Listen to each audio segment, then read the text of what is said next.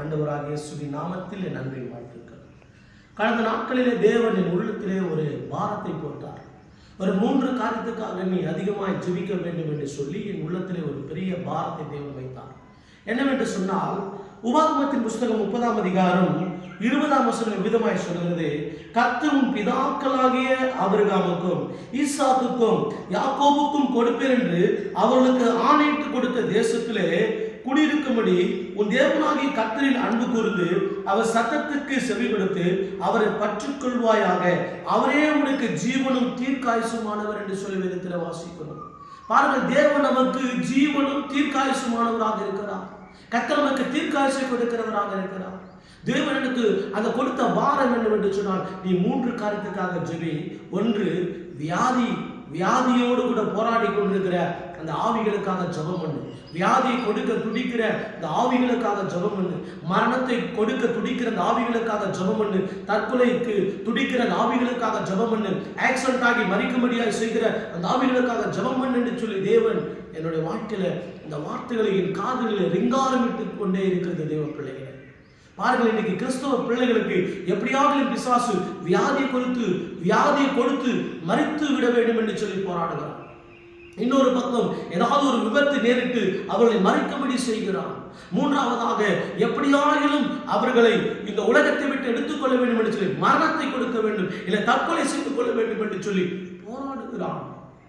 நான் ஒரு அருமையான ஒரு சம்பவத்தை கேள்விப்பட்டேன்.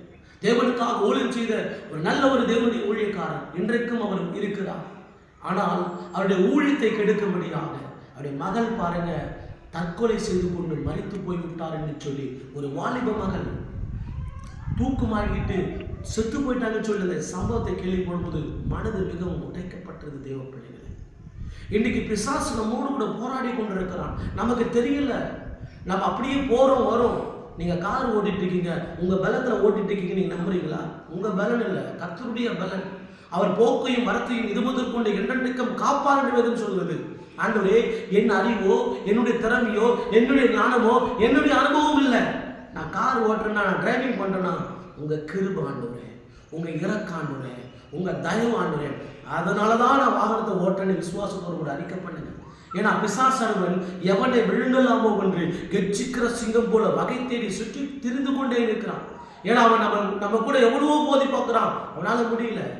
எனவே தான் இப்படிப்பட்ட போராட்டங்களை பிசாசு வைத்திருக்கிறான். தேவ பிள்ளைகளே, ஜாக்கிரதையாக இருங்க, எச்சரிக்கையா இருங்க.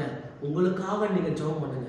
மற்றவங்களுக்காக நம்ம ஜெபிச்சிருக்கிறோம், ஆனால் நமக்காக ஜென்னிக்காக ஜெபிச்சிருக்கிறோமா? ஆண்டவருக்கு நல்ல சுகம் கொடுங்க, எனக்கு நல்ல பலன் கொடுங்க, நான் நல்லா ஓடணும், நல்ல ஆயுசு நாட்கள் எனக்கு கொடுங்கன்னு ஜெபிச்சிருக்கிறோமா? ஆனால் இந்த நாளில் உங்களை குறித்து நீங்கள் அக்கறை எடுங்க. நீங்கள் நல்லா இருந்தால் தான் மற்றவங்களுக்காக ஜெபிக்க முடியும். நீங்கள் நல்லா இருந்தால் தான் உங்கள் குடும்பத்துக்காக ஓட முடியும். எனவே தற்கொலை ஆவிகளுக்காக ஜெபம் பண்ண சொன்னாரு, மரணத்தின் ஆவிகளுக்காக ஜெபம் பண்ண சொன்னாரு, வியாதியை கொடுக்க துடிக்கிற பொல்லாத ஆவிகளுக்காக ஜெபம் பண்ண சொன்னாரு. அல்லேலூயா, விபத்தை உண்டாக்குகிற ஆவிகளுக்காக தேவன் என்னோடு கூட ஜெபம் பண்ணு. தேவ பிள்ளைகளை காப்பாத்து. யாரும் வியாதினால மறிக்கக்கூடாது, யாரும் தற்கொலை செய்து மறிக்கக்கூடாது, யாரும் விபத்து உண்டாகி மறிக்கக்கூடாது. ஜெபம் பண்ணு. உனக்கு தெரிந்த பிள்ளைகளுக்காக ஜெபம் பண்ணு. நீ நேசிக்கிற பிள்ளைகளுக்காக ஜெபம் பண்ணு. கர்த்தருடைய ஆவியானவர் என்னை உந்தி ஏறிக்கொண்டே இருக்கிறார். அதே போல சொப்பனங்களை கூட அப்படிப்பட்ட சிந்தனைகளை தேவன் எனக்கு கொடுத்து கொண்டே இருக்கிறார். என்னுடைய சபை விசுவாசி கூட கடந்த நாட்களிலே நோய்வாய்ப்பட்டு வியாதிப்பட்டு ஒன்றுமே இல்லை, நல்லா இருந்த ஒரு தேவ மனுஷன், நல்லா இருந்தார். திடீர்னு நெஞ்சு அடைச்சு அவருடைய வாழ்க்கையில 1 மணி நேரத்தில் அவர் மரித்து போய்விட்டார். அந்த சம்பவத்தை என் கண்ணால் கண்டபோது என்னுடைய மனம் உடைக்கப்பட்டது. தேவ பிள்ளைகளை, இன்னைக்கு நம்முடைய குடும்பங்களிலே மரணங்கள் நேரிடாதபடி கர்த்தர் நமக்கு தீர்க்காயுசை கொடுக்கிறவராக இருக்கிறார். ஜெபிக்கலாங்களா? இது நான் சொல்லுகிறது பொய் அல்ல, நான் சொல்லுகிறது ஏதோ ஒரு காரியம் என்று விட்டுவிடாதீங்க. உங்கள் குடும்பத்தில், என் குடும்பத்தில் அப்படிப்பட்ட சம்பவங்கள் நடக்கலாம். தேவன் பாதுகாக்கும்படியாக ஜெபம் பண்ணுவோமா? கர்த்தர் சொல்லியிருக்கிற காரியத்துக்காக ஜெபம் பண்ணுவோமா? ஆண்டவரே, குடும்பத்தில் மரண ஆவிகள் போராடக்கூடாது. ஆண்டவரே ஏசப்பா, இந்த வேளை மரணத்தை கொண்டு வருகிற பொல்லாத ஆவிகளை கட்டி போடுகிற ஆண்டவரே, வியாதிகளை கொண்டு வருகிற பொல்லாத ஆவிகளை கட்டி போடுகிற ஆண்டவரே, இயேசுவின் நாமத்தில் தற்கொலை எண்ணங்களை, தற்கொலையின் சிந்தனைகளை கொண்டு வருகிற பொல்லாத ஆவிகளை கட்டி போடுகிற ஆண்டவரே, ரபாலா ஷக்கரா தாராபாலா உடாபா ஒவ்வொருவரோடு கூட போராடுகிற மரணத்தின் ஆவிகள் இயேசுவின் நாமத்தில் கட்டப்படுவதாக.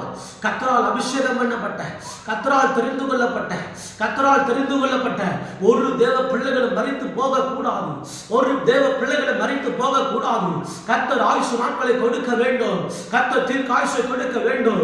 ஐயா, சிறு வயதிலே வியாதிப்பட்டு மரிக்க கூடாது. சிறு வயதிலே விபத்தினாலே மரிக்க கூடாது. சிறு வயதிலே தற்கொலை செய்து மரிக்க கூடாது. இப்படிப்பட்ட மரணத்தை கொண்டிருக்கிற பொருளாத ஆவியை எங்கள் குடும்பத்தை விட்டு வெளியே போடு கடிந்து கொள்கிறோம். மரணத்தை கொண்டு வருவதற்கு ஒரு அதிகாரம் இல்லை. இயேசுவின் நாமத்தில் கர்த்தராகிய தேவன் ஒவ்வொரு பிள்ளைகளை கண்மணி போல பாதுகாக்கிறார். இதோ இந்த ஜபத்தை கேட்கிற ஒவ்வொருவரையும் கர்த்தர் மரணத்துக்கு தப்புவிக்கிறார். மரணத்தின் ஆக்கினைகளுக்கு தப்புவிக்கிறார்.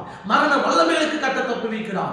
ஒரு நிமிஷத்துல ஒரு இமைப்பொழுதுல தற்கொலைக்காய் கடந்து போகிறேன் சகோதரனே. என் ஆண்டவராக இயேசு உன்னை தற்கொலை சிந்தனையிலிருந்து விடுவிக்கிறார். தற்கொலை எண்ணத்திலிருந்து தேவன் காப்பாற்றுகிறார். ஒரு நிமிஷத்துல ஒரு இமைப்பொழுதுல ஆக்சிடென்ட்ல மறிக்க இருக்கிற உன்னை தேவன் இப்பொழுதே தம்முடைய வல்லமையை கொண்டு, தம்முடைய வார்த்தையை கொண்டு, தம்முடைய அபிஷேகத்தை கொண்டு உன்னை பாதுகாக்கிறார். ஓல் யந்த ரமான துடபாரி யந்த ரபாலா ரிகா ரதூர் யந்த ரபாலா ஷந்த ராதலா துடபா. தேவன் இன்றைக்கு உங்களை காப்பாற்றுகிறார். காப்பாற்றுகிற தேவனாய் கர்த்தர் உங்கள் நடுவிலே உலாவிக் கொண்டிருக்கிறார். காப்பாற்றுகிற கர்த்தராய் உங்கள் நடுவிலே தேவன் வாசம் பண்ணி கொண்டிருக்கிறார். என் மகனே, உன்னை காப்பாற்றுகிற தேவன் நான். என் மகனே, உன்னை தப்புவிக்கிற தேவன் நான். உனக்கு தெரியாமல் என்னென்ன காரியங்கள் நடந்து கொண்டிருக்கிறது என்பதை அறியாத ஓடிக்கொண்டிருக்கிறார். இதோ உன்னை காப்பாற்றுவதற்காக, இதோ உன்னை தப்புவிப்பதற்காக, இதோ உன்னை பாதுகாப்பதற்காக உன் நடுவிலே நான் உலாவிக் கொண்டிருக்கிறேன் என்று சொல்லிகளை கர்த்தர் சொல்லுகிறார். இயேசுவின் நாமத்தில் ஒவ்வொருவரையும் தப்புவித்து பாதுகாத்துக் கொள்ள முடியாது சொல்லுகிறேன். அப்பா, நாங்க ஒருவரையும் இழந்து போய்விடக்கூடாதப்பா. நாங்க நேசிக்கிற ஒருவரையும் இழந்து போய்விடக்கூடாதப்பா. எங்க குடும்பத்தில் இருக்கிற ஒருவரை நாங்க இழந்து போய்விடக்கூடாது ராஜா. நீங்க தான் ஆண்டவரே எங்களை பாதுகாக்கணும். நீங்க தான் ஆண்டவரே எங்களை தப்புவிக்கணும். எங்க அறிவு, எங்க ஞானம், எங்க பலன் கிடையாதப்பா. எங்க குடும்பத்தில் இருக்கிற ஒவ்வொருவரையும் பாதுகாத்துக் கொள்ளுங்கப்பா. நாங்கள் நேசிக்கிற நண்பர்கள், நாங்கள் நேசிக்கிற உறவுகள், நாங்கள் நேசிக்கிற ஆண்டவரின் குடும்பத்தினர் யாருக்கும் எந்த ஆபத்தும் தீங்கும் வராதபடி கர்த்தர் வேலெடுத்து காத்துக்கொள்ளும்படியாக ஜெபிக்கிற ஆண்டவரே, உம்மால் உணர்த்தப்பட்டு திறப்பில் நின்று மன்றாடுகிறேன் சுவாமி. எந்த மரண செய்தியை நாங்கள் கேள்விப்படவே கூடாதப்பா.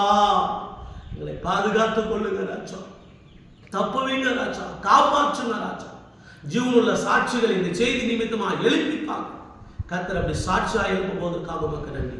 இயேசுவின் மாறாத நாமத்தில் ஜெபிக்கிறோம் பிதாவே, ஆமென். தேவ பிள்ளைகளே, உங்களுக்காக தொடர்ந்து ஜெபிக்க நாங்கள் பிரயாசப்படுகிறோம். எந்த சூழ்நிலையில, எந்த பிரச்சனையான நேரத்தில் நீங்கள் இருந்தாலும் எங்களோட தொடர்பு கொள்ளுங்கள். உங்களுக்காக ஜெபிக்கிறோம். கர்த்தர் உங்களை விடுவித்து ஆசீர்வதிப்பார்.